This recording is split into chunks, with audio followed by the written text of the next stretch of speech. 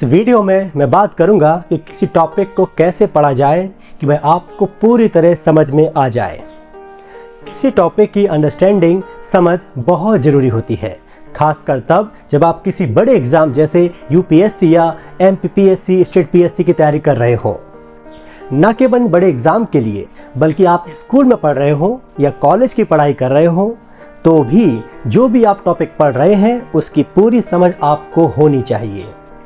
यदि स्कूल और college level पर आप अंडरस्टैंडिंग के साथ, समझ के साथ पढ़ते हैं तो आपको आगे आने वाले किसी एग्जाम में या इंटरव्यू में कोई समस्या नहीं आएगी। विशेषकर लिखित परीक्षा, रिटन एग्जाम में आपको बहुत आसानी होगी। चलिए शुरू करते हैं कि कैसे पढ़ा जाए कि टॉपिक पूरा समझ आ जाए। आप जो भी टॉपिक पढ़ने वाले हैं उसको सबसे पहले सिंपल तरीके से बिना ज़्यादा दिमाग पर जोर दिए पढ़ें। फर्स्ट रीडिंग में आपको सिंपल रीडिंग करना है। इससे आपको टॉपिक की जानकारी मिल जाएगी। याद रहे कि फर्स्ट रीडिंग में समझने की कोशिश नहीं करना है, बस पढ़ते जाना है। इसके बाद सेकंड रीडिंग ही सबसे इंपॉर्टेंट है। इस रीडिंग में ही आपको पूरी समझ विकसित करनी है। सेकंड रीडिंग में आपको बहुत ही पेशेंस के साथ पढ़ना है, धीरे धीरे समझते हुए पढ़ना है। हर वर्ड और लाइन का मतलब समझना है। पढ़ते समय अपने माइंड को क्रिटिकल रखें। जो भी पढ़ा जा रहा है उसके पीछे के कारण को समझें।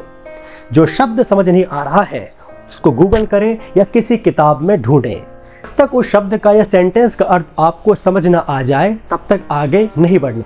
यदि साइंस या ज्योग्राफी या अन्य कोई प्रैक्टिकल संबंधित कोई टॉपिक है तो उसको समझने के लिए आप YouTube के एजुकेशनल वीडियो का भी उपयोग कर सकते हैं। आपको हर एक छोटे से छोटे कॉन्सेप्ट को क्लियर करना है। बिना कॉन्सेप्ट को समझे आगे बढ़ने का कोई मतलब नहीं होता है। एक एक कॉन्सेप्ट से ही आपको पूरा टॉपिक समझ आएगा।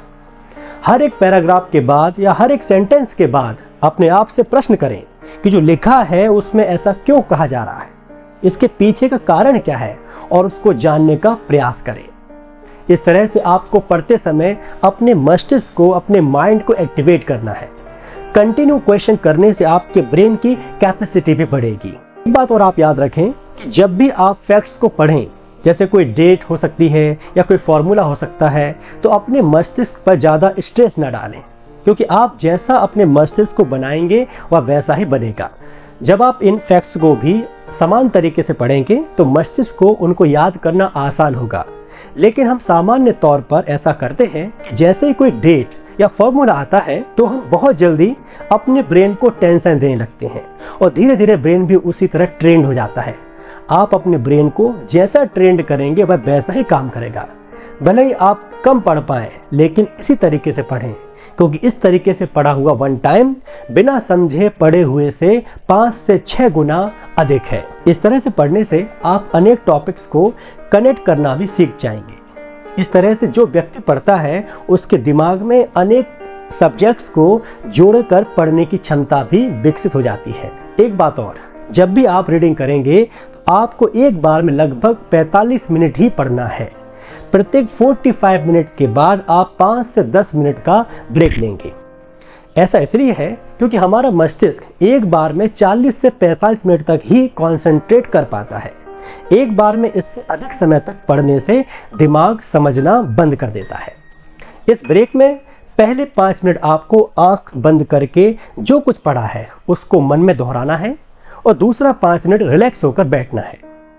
इसका उद्देश्य आपकी आंखें और आपके मस्तिष्क को आराम देना ही है।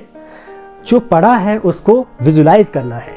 विजुलाइज करने से टॉपिक आपको और स्पष्ट हो जाएगा। इसके बाद जो कुछ आपने समझा है किसी दूसरे व्यक्ति या अपने फ्रेंड को बताना है। ऐसा करने से आपकी समझ और बढ़ेगी। माना जाता है कि किसी टॉपिक को याद करने का और समझने का सबसे अच्छा तरीका है उसे किसी दूसरे व्यक्ति को पढ़ा दिया जाए। इस तरह से आपकी ये प्रोसेस पूरी हुई।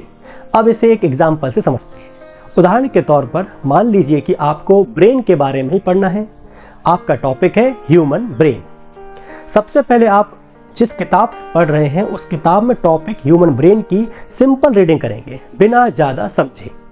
अब दूसरी बार में हर एक लाइन के एक एक शब्द को गहराई से समझेंगे। ब्रेन से संबंधित जो भी कॉन्सेप्ट्स होंगे उन्हें यूट्यूब या गूगल पर सर्च करते जाएंगे और उनका कॉन्सेप्ट क्लियर करते जाएंगे। हर एक कॉन्सेप्ट को डीपली समझना है।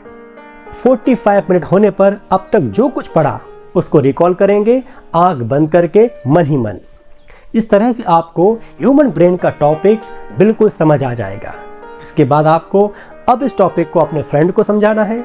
याद रहे, दुनिया में ऐसा कुछ नहीं जो आपको समझना है, बस टाइम देना होगा।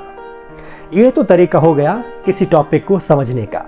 अब बात आती है कि ऐसा क्या किया जाए कि जो भी पढ़ा जाए, चाहे वो फैक्ट्स ही क्यों ना हो, हमेशा याद रहे। बिल्कुल ऐसा संभव है। इसके बारे में मैं विस्तार से अगले वीडियो में बात करूंगा।